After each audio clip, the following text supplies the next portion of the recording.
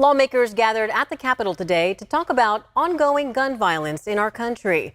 At the same time, our community has been feeling the impacts of gun violence among our youth. The most recent, a shooting in Del Paso that hurt 2 children. Our Jeannie Wynn shares with us what a business owner on Del Paso Boulevard has to say about the increase of violence in her neighborhood.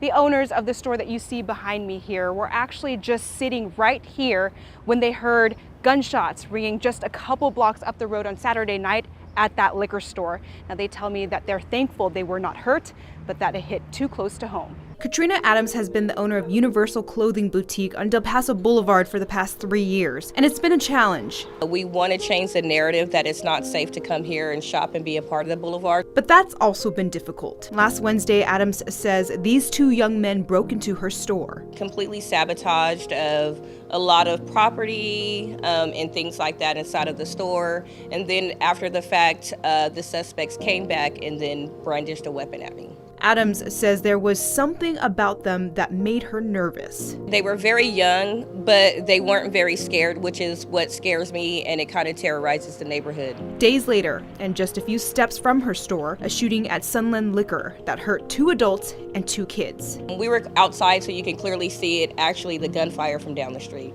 Adams can't help but think if the same people are responsible. It's quite possible. These are young kids and they're having guns. You never know when things around here are connected. All of this happening on the same week a 16-year-old was killed in Vacaville and a 13-year-old in Stockton, all at what police say were at the hands of other teens. We are seeing levels of gun violence like never before. Lawmakers today addressed the concerns as they say gun violence continues to be one of the leading causes of death amongst young people. Our children are getting taken away from us. I get today talk about, certainly yet again, that gun violence is a public health crisis. With a promise to try and turn that narrative around to give the youth an opportunity to live a safe life. We want to make sure that every child in this state, but also in the United States of America, grow up to have everything they want to have in life and rise to their fullest potential. At this time, Sacramento police say this shooting is still under investigation and that they have no additional information at this time.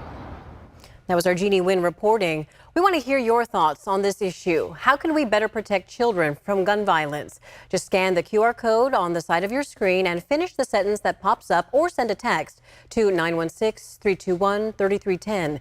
You just might see your answer here on To The Point.